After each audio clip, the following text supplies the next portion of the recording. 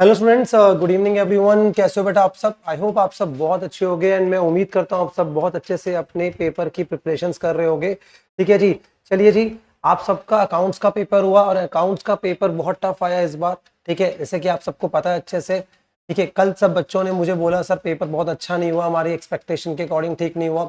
हाँ, मैं समझ सकता हूँ, फर्स्ट पेपर था, आपकी एक्सपेक्टेशन अकाउंट से बहुत हाई होती है बिकॉज एज चार्टर्ड अकाउंटेंट आप बहुत सारी मेहनत करते हो अकाउंट्स के पेपर के ऊपर। बट उसके बावजूद भी ठीक है, अगर पेपर अच्छा ना हो तो आपको बहुत मुश्किल होती है। एंड अगेन आपके नेक्स्ट 3 पेपर अभी आपके सामने है। फर्स्ट टाइम आपने एग्जाम दिया था सीए का, बहुत सारी बातें थी, फैक्टर्स थे जहाँ बच्चे डिससेटिस्फाइड नजर आ रहे थे मुझे अकाउंट्स का पेपर देने के बाद। चलिए जी, अब जो हो गया मैं कुछ नहीं कह सकता उसके अंदर। बट पेपर को मैंने आज बहुत डीपली एनालाइज करा और डीप एनालाइज करने के बाद कुछ पेपर को मैंने सॉल्व भी कराया क्लास के अंदर। तो मैं जल्दी से आपके साथ एक बार क्विकली पूरे पेपर को डिस्कस करना चाहता हूँ और ये बताना चाहता हूँ कि पेपर अभी भी बहुत मेजर पेपर जो है आपका 50-60% पेपर जो नॉर्मल था, जो आपके लाइक आईसीआई की मॉड्यूल के आसपास से पेपर आया था, बहुत आराम से आप अटेम्प्ट कर सकते थे। ठीक है जी, चलिए जी हम जल्दी से पहले स्टार्ट करते हैं। इन बिटवीन में बहुत सारी बातें आपको बताता रहूंगा। ठीक है, आइए जी, सबसे पहले हम बात करते हैं क्वेश्चन नंबर 1 जो हमारा कंपलसरी क्वेश्चन होता है। ठीक है, एंड मैं उम्मीद करता हूँ जो कंपलसरी क्वेश्चन आप करके आए होगे बिल्कुल ठीक करके आए, तो बहुत ईजी क्वेश्चन आपका आया था क्वेश्चन नंबर 1। ठीक है, क्वेश्चन नंबर 1 की अगर हम बात करें, यहाँ पर आपके पास 6 क्वेश्चन आए थे। ठीक है, बहुत सिंपल लेवल के थे। एक मटीरियलिटी वाला क्वेश्चन था जहाँ पे इन्होंने पूछा था कि मटीरियलिटी डिपेंड करती है खाली अमाउंट के ऊपर, साइज ऑफ बिजनेस के ऊपर डिपेंड नहीं करती। बट आप सबको पता है अच्छे से डिपेंड करती है, तो आंसर फॉल्स था। उसके बाद यहाँ पे कॉन्सेप्ट आया था अक्रूवल कॉन्सेप्ट से कनेक्टेड एक क्वेश्चन आया था। ठीक है, तो जिसमें भी आंसर क्या था आपका फॉल्स आंसर था। मैं अभी डिस्कस ज्यादा नहीं कर रहा हूँ, सिर्फ आपको बता रहा हूँ यहाँ पर। ठीक है जी, profit sharing ratio and capital contribution ratio, क्या ये दोनों सेम होते हैं? No, sorry, need not to be same. Yes, ये ट्रू आंसर था आपका। डेप्रीशिएशन हम हर साल प्रोवाइड करते हैं, वो चार्ज अगेंस्ट प्रॉफिट होता है। ठीक है जी, तो इस केस में ये भी आंसर क्या था आपका? फॉल्स आंसर था।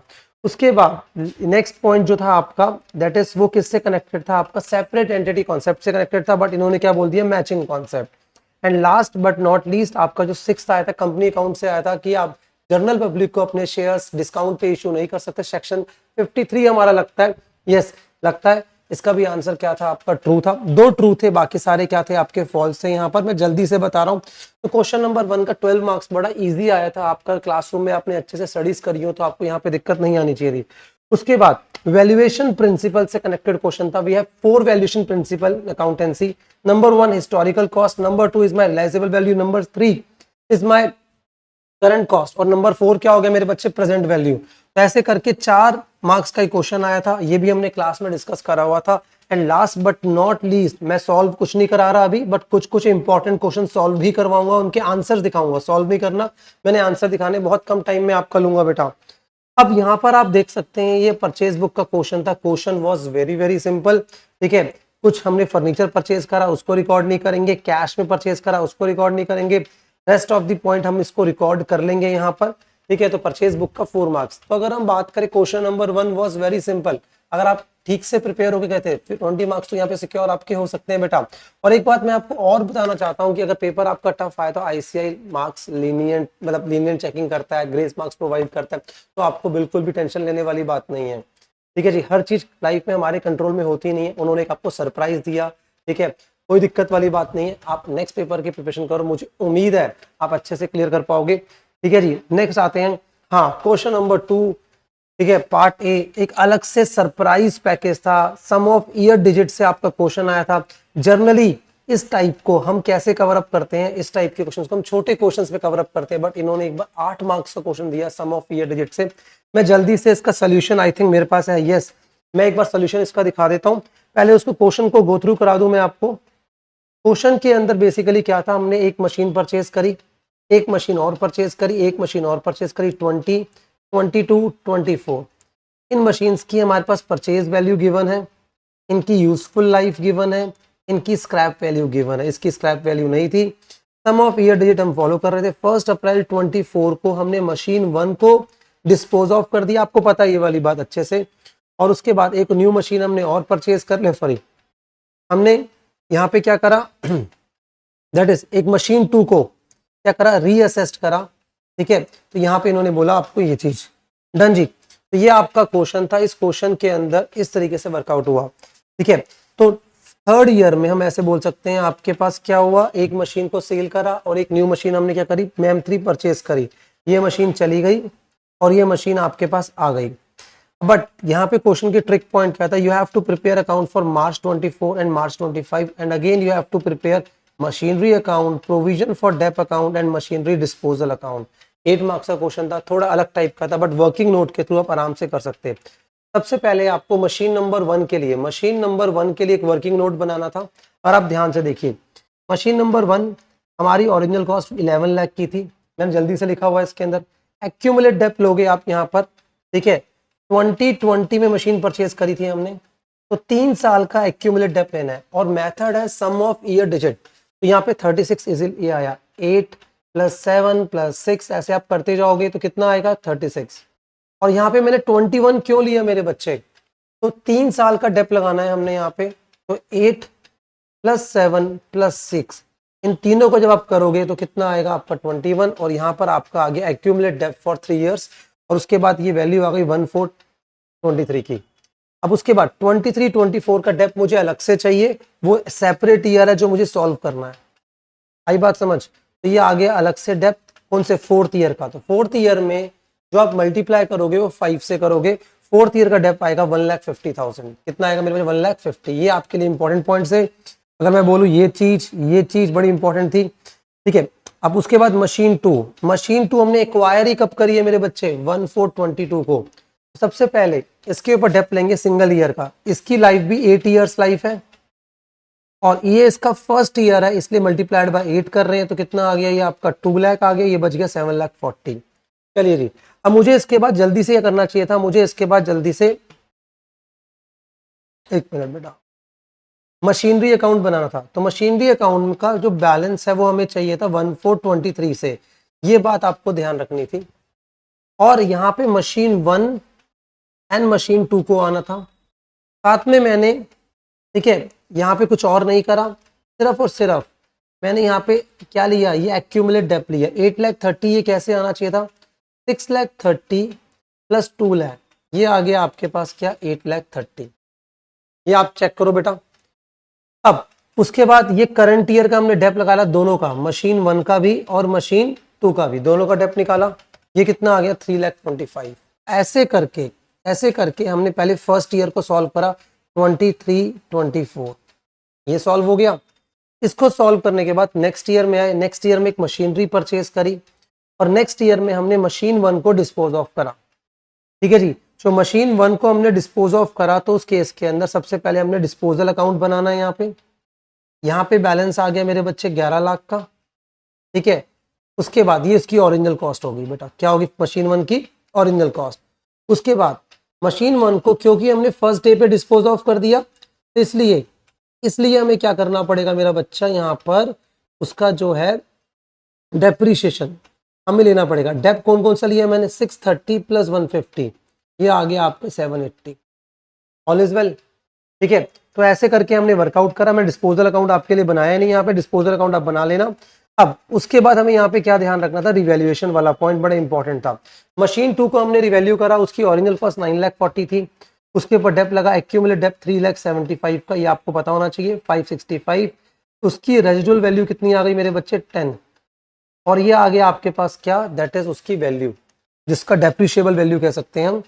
और बेटा मेरा बच्चा यहाँ पर उसकी जो रीअसेस्ड लाइफ थी वो 3 इयर्स थी, 3 + 2 + 1 कितना आएगा 6 मल्टीप्लाइड बाय 3, और ये डेप्थ आना चाहिए था।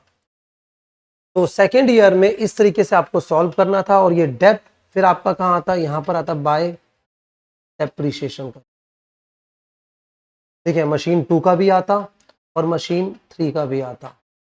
मशीन 2 का डेप्थ आपका आता 2,77,500, और फिर उसके बाद आपको मशीन 3 जो हमने अभी परचेज करी है उसके ऊपर भी आपको depth sum of year digit से निकालना था। तो ये मैंने मोटा मोटा बताया आपको, ये आपकी 2 या 3 वर्किंग्स बननी थी आपको, जो आपको ध्यान रखनी थी, ठीक है। इन वर्किंग की मैंने आपको कैलकुलेशन बताई दोस्त यहाँ तक, ठीक है। बाकी मैं आपको ये PDF शेयर कर दूंगा, आप देख लेना एक बार।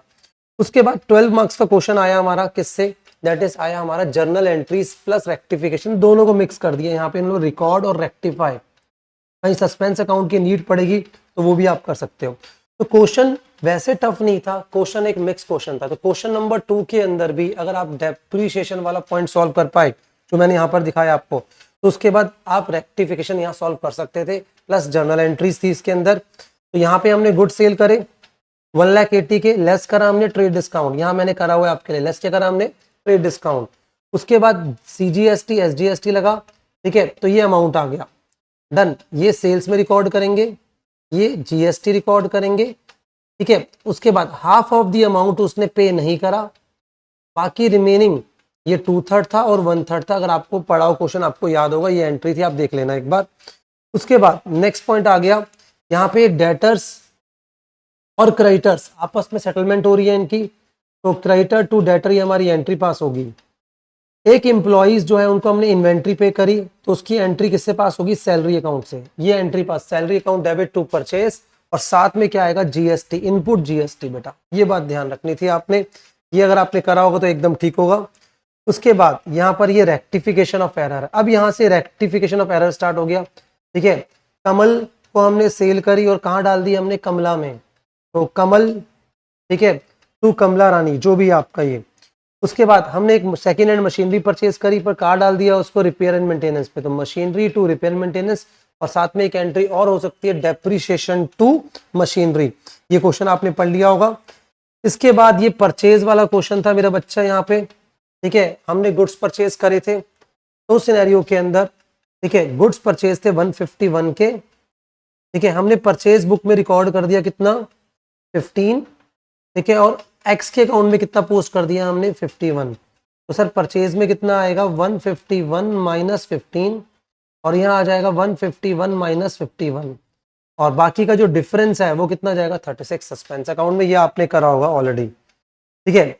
उसके बाद ये क्रेडिट नोट वाला क्वेश्चन था आपका, ठीक है, जो हमारी क्या थी, सेल्स रिटर्न थी, क्या थी मेरे बच्चे, sales return. Credit note sales return के केस में होता है आपका, तो सेल्स रिटर्न अकाउंट डेबिट, और CGST कौन सा वाला होगा, आउटपुट, फिर बोल रहा हूँ कौन सा होगा, आउटपुट वाला 2R, और प्लस साथ में क्या आ जाएगा इसके साथ, इसका दैट इज टैक्स आ जाएगा।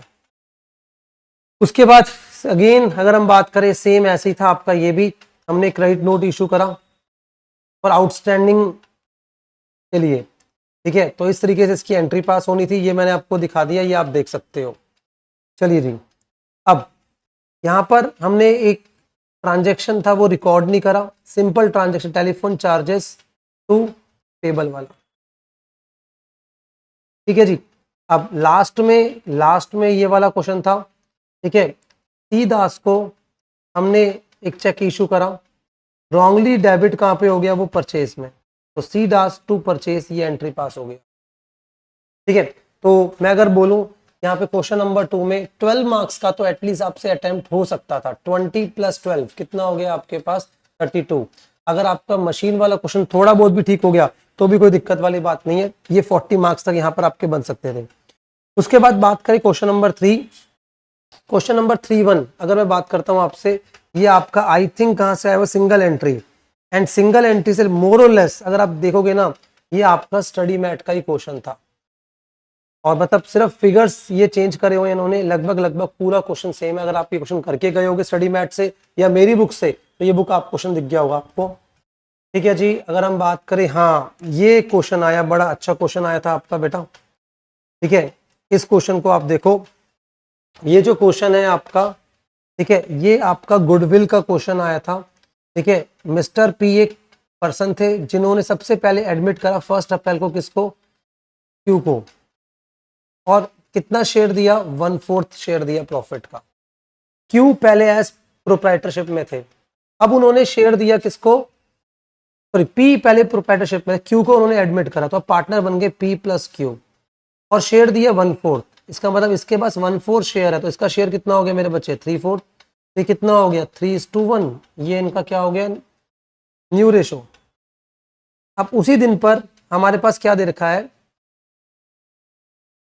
गुडविल के बारे में दे रखा है मेरे बच्चे, गुडविल जो फर्म की गुडविल है, क्या है मेरे बच्चे, फर्म की गुडविल कितनी, 24,000 मल्टीप्लाइड बाय उसका शेयर कितना होगा, 1/4, तो ये कितना हो गया मेरे बच्चे, 6,000 हो गया, राइट।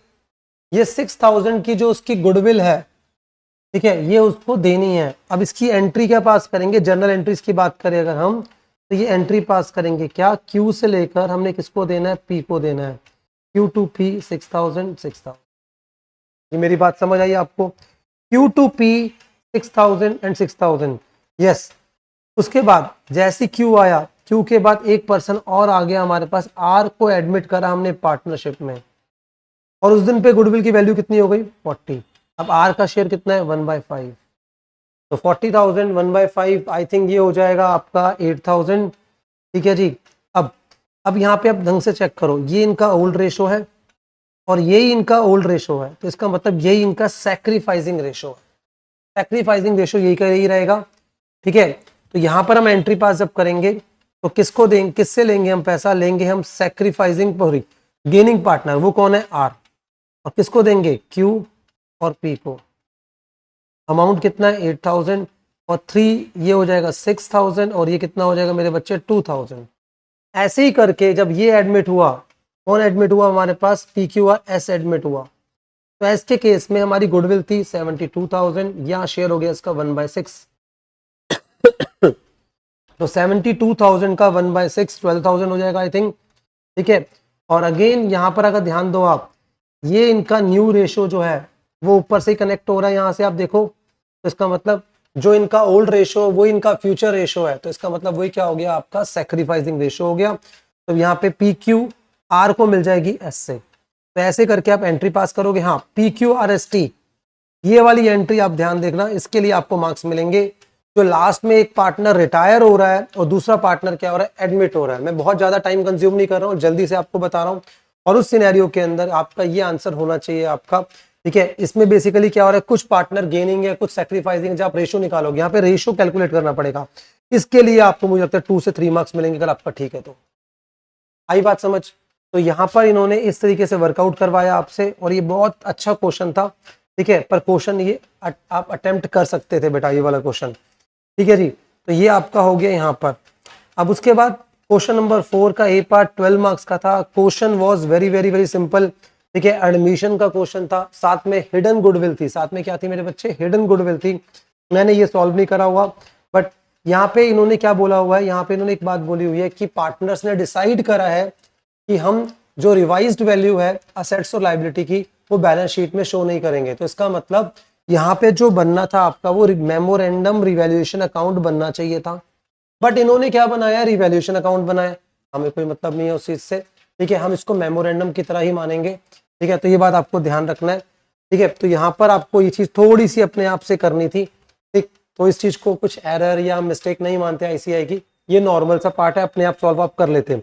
बाकी क्वेश्चन इसमें कुछ नहीं था, 12 मार्क्स का क्वेश्चन आप अटेम्प्ट कर सकते थे अगर आप पढ़ के गए थे अच्छे से। Again receipt and payment account का क्वेश्चन, मतलब एनपीओ क्वेश्चन आया, 8 मार्क्स का क्वेश्चन, उतना टफ नहीं था, नॉर्मल क्वेश्चन था।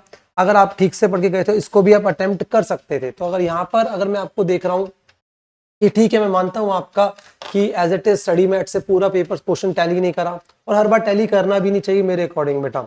हर बार आपका पेपर अगर आपके अकॉर्डिंग आना स्टार्ट हो जाए, तो आप यहाँ पे मेंटली टफ नहीं बनोगे आप। ठीक है, हो सकता है कि बच्चों को मेरी बात पूरी लगे, बट मैं ऑनेस्टली बता रहा हूँ ये वाली बात। तो समटाइम प्रोफेशनल एग्जाम्स में ऐसा होना चाहिए, होता भी है, कि वहाँ पे ऑल ऑफ सडन कोई पेपर बहुत टफ हो दे देते हैं आपको। तो इसमें कोई बुरा मानने वाली बात नहीं है।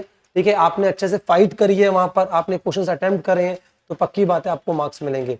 बस अकाउंट्स में क्या होता है, आपकी एक्सपेक्टेशन बहुत ज्यादा होती है, उस एक्सपेक्टेशन के अकॉर्डिंग हो सकता है आपका पेपर अच्छा ना हो। ठीक है जी, नेक्स्ट हम आगे बढ़ते हैं। नेक्स्ट इन्होंने क्या बोला आपको, क्वेश्चन नंबर सॉरी एनपीओ हो गया हमारा। एनपीओ के बाद हाँ, ये हो गया क्वेश्चन नंबर 5। क्वेश्चन नंबर 5 में फर्स्ट पार्ट में BRS plus amended cash book आ गया। ठीक है, आपको पता है कैश बुक के अंदर हम क्या करते हैं, सिर्फ अपने जो लेते हैं परमानेंट डिफरेंस, और बीआरएस में हम क्या लेते हैं, टाइमिंग डिफरेंस, और बैंक ओवरड्राफ्ट दे रखा है एज पर बैंक स्टेटमेंट। ठीक है जी, तो ये इस तरीके से क्वेश्चन को आपको सॉल्व करना था। ठीक है, तो यहाँ पे फिलहाल के लिए इन्होंने बैंक स्टेटमेंट दे रखी है, बैंक ओवर, तो मेरे ख्याल में ये आप वर्कआउट आपने कर लिया होगा वहां पर। ठीक है, इसमें ऐसा कुछ बहुत ज्यादा है नहीं है।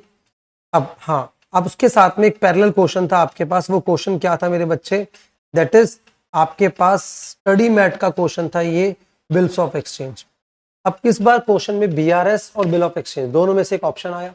ठीक है, और मुझे यहाँ पे देखिए क्या लगा कि bill of exchange as compare to BRS, थोड़ा सिंपल क्वेश्चन था ये, स्टडी मैट का कॉपी पेस्ट क्वेश्चन जो आप सॉल्व कर सकते थे, ठीक है। एंड इसके बाद अगेन जो क्वेश्चन था मैन्युफैक्चरिंग अकाउंट से आपका, आई थिंक राइट, हाँ ये वही वाला है, 5 मार्क्स का क्वेश्चन था ये, मैन्युफैक्चरिंग अकाउंट का क्वेश्चन आया मेरा बच्चा, ठीक है। और ये भी स्टडी मैट का था, बस एक ट्रिक थी छोटी सी जो आपको पता, रॉ मटेरियल कंज्यूम गिवन है ऑलरेडी, जब मेरे पास कंज्यूम्ड गिवन है इसका मतलब opening plus purchase minus closing, already ये क्लोजिंग एडजस्ट है, इसको मैंने कुछ नहीं करना था यहाँ पर, ये बात आपको ध्यान रखनी थी, बाकी सब एकदम नॉर्मल सा था, आप अटेम्प्ट कर सकते थे इस क्वेश्चन को भी, ठीक है जी। अगर हम बात करें किसकी, दैट इज उसके बाद सी पार्ट 10 मार्क्स का था आपका प्रेफरेंस शेयर का, तो ये वाला जो क्वेश्चन आया था क्वेश्चन नंबर 5, ठीक है, क्वेश्चन नंबर 5 लाइक आपका बहुत टफ नहीं था, ठीक है। 5 जो आपका क्वेश्चन था वो बहुत ही नॉर्मल क्वेश्चन था, वो भी आपका क्वेश्चन नंबर 1 ठीक ठाक था, ठीक है, 5 भी ठीक ठाक था यार, तो मतलब ओवरऑल मैं बोलता हूँ आपने अगर 3 या 4 क्वेश्चन भी ठीक से अच्छे से अटेम्प्ट करे हैं तो कोई इशू वाली बात नहीं, आराम से आप पास हो जाओगे, ठीक है जी। अगर हम बात करें नेक्स्ट इसकी प्रेफरेंस शेयर्स की बात करें, प्रेफरेंस शेयर्स के अंदर, ठीक है, अगेन हमने यहाँ पर क्या करा, प्रेफरेंस शेयर को रिडीम करा, सबसे पहले इन्वेस्टमेंट सेल करी, छोटी सी ट्रिक थी इसके अंदर इन्वेस्टमेंट में, इन्होंने बोला कि हमने सोल्ड करा 110% ऑफ देयर फेस वैल्यू, ठीक है। इन्वेस्टमेंट की बुक वैल्यू क्या थी, बुक वैल्यू थी आई थिंक 45, तो यहाँ 2 इन्वेस्टमेंट में आएगा 45, और सेल करा हमने कितने में उसको 44 कैसे आया, बिकॉज उसकी फेस वैल्यू 40 थी, उसका 10% प्लस पे उसको हमने सेल करा, ठीक है जी। तो यहाँ पर कितना हो गया आपका 44, ऑल वेल, और यहाँ पे लॉस हो गया आपका। उसके बाद हमने शेयर्स इशू करे, उसके बाद हमने सीआरआर में कुछ अमाउंट ट्रांसफर करा, जैसे हमारे प्रेफरेंस शेयर थे 3 लाख के, तो हमने यहाँ पर जो शेयर इशू करे क्वेश्चन के according, face value of share 1,50,000 है, तो सीआरआर में कितना जाएगा 1,50,000 जाएगा। बाकी हमने प्रीमियम को राइट ऑफ करा, and last but not least एक बात का जो आपने ध्यान रखना है यहाँ पर कि आपका प्रेफरेंस शेयर होल्डर्स की हमने यहाँ पर क्या करी, पेमेंट करी है, पर पेमेंट करते वक्त 500 शेयर्स की हम पेमेंट नहीं कर पाए थे, उसको यहाँ से लेस करना था आपने, बाकी सब ठीक था एकदम। तो ये क्वेश्चन नंबर 5 भी आप अटेम्प्ट कर सकते थे, तो मेरे अकॉर्डिंग उतना टफ पेपर नहीं था, ठीक है कि हाँ लेवल ऊपर था, बट आप अटेम्प्ट कर सकते थे मेरे बच्चे। Next coming to the next point, question number 6, share का क्वेश्चन आया। शेयर क्वेश्चन के अंदर वैसे तो क्वेश्चन में एक ट्रिक पॉइंट थी, वो क्या थी आपकी, सर यहाँ पे आपको कैश बुक बनाई थी, मैंने शायद आपको बताया भी था कैश बुक कभी कभी बनाने को आ सकती है, तो आपको उसके लिए मेंटली प्रिपेयर रहना पड़ेगा, ठीक है जी। अब यहाँ पर मैं थोड़े से कुछ पॉइंट्स बता रहा हूँ। क्वेश्चन आपका पुराटा अलॉटमेंट का क्वेश्चन था, अप्लाइड शेयर्स, अलॉटेड शेयर्स आपको कैलकुलेट करने थे, ये आपको दिख रहा है सामने साफ साफ, ठीक है। 36 ये हो गया, ये हो गया, ये हो गया, यहाँ तक। टी एक शेयर होल्डर है जिसने 4800 शेयर है उसके पास, उसने अप्लाइड कितने शेयर्स करे होंगे वो हमने कैलकुलेट करा, अप्लाइड शेयर 5760, उसके बेस पे हमने कैलकुलेशंस कर रही होंगी, एंड जो उसका डिफॉल्ट निकल के आया अलॉटमेंट पे 22080, इसके लिए वर्किंग आपने करी होगी, आप चेक करो, फर्स्ट कॉल सिंपल थी इसकी, ठीक है जी। उसके बाद अगर हम बात करें फोर फीचर, यहाँ पर टी के शेयर फोरफिट हुए थे आफ्टर फर्स्ट कॉल, और एन के शेयर फोरफिट करे आफ्टर सेकंड कॉल, आई बात समझ। तो इस सिनेरियो के अंदर हमें क्या ध्यान रखना है कि जब हम टी के शेयर फोरफिट करेंगे तो फुली कॉल्ड अप शेयर नहीं है, आफ्टर फर्स्ट कॉल फोरफिट हुए, second call I think 3 rupees की थी, एक बार चेक कर लेना, और 7 रुपीज यहाँ पर आएगा, प्रीमियम उसने पे नहीं करा, प्रीमियम भी हम डेबिट करेंगे यहाँ पर, और उस तरीके से आप इस तरीके से वर्कआउट आप कर सकते हैं, आई बात समझ, ठीक है। ये उसका कॉल्स एंड अरियर है, ये हमने यहीं पे कैलकुलेट कर लिया था इन दोनों को ऐड करके, और ये उसका शेयर फोर फीचर है जो आप कैलकुलेट कर चुके हो वर्किंग नोट के अंदर भी, ठीक है। ये आप देख लेना, ये आपके लिए इंपॉर्टेंट है दोनों। ऐसे ही इसके शेयर हमने फोरफिट करे, ठीक है, कोई दिक्कत नहीं है। बट उसके बाद जब रीइशू हुआ, रीइशू करते वक्त हमने पार्शियल रीइशू करा बेटा। यहाँ पर पार्शियल रीइशू के अंदर आप मेरी बात पे ध्यान दो, पार्शियल रीइशू में क्या हुआ, यहाँ पर आपके साथ 7800 में से 4800 इसके शेयर थे, 3000 इसके, इसका पूरा शेयर फोर फीचर को हम यूज कर लेंगे, पर इसका करेंगे प्रोपोर्शनेटली, ठीक है जी। ये आपके सामने नजर आ रहा है आपको, और ये हो गया, इतना हमने डिस्काउंट दिया रीइशू के ऊपर, बाकी कैपिटल रिजर्व में आई थिंक ये वाला अमाउंट आना चाहिए, एक बार आप चेक कर लेना, एक बार जल्दी से मैंने कैलकुलेट करा था और आपको मैंने बता दिया, यहाँ पे इसका ये आंसर होना चाहिए, ठीक है जी।